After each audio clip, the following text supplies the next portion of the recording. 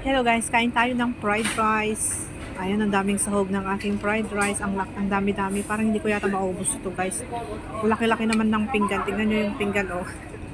Palaki talaga yung pinggan. Hindi lang ano. Hindi siya medium kundi large. At saka syempre yung ating milk tea.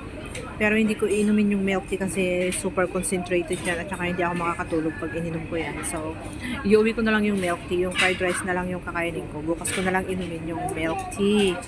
Okay, alright guys. Kain tayo ng fried rice. Ang aking yummy fried rice. Ang dami niyang sahog guys. Super dami. Pero super mahal naman. Grabe. Yun lang. Bye-bye. Thank you very much for watching. Merry Christmas again and advance Happy New Year.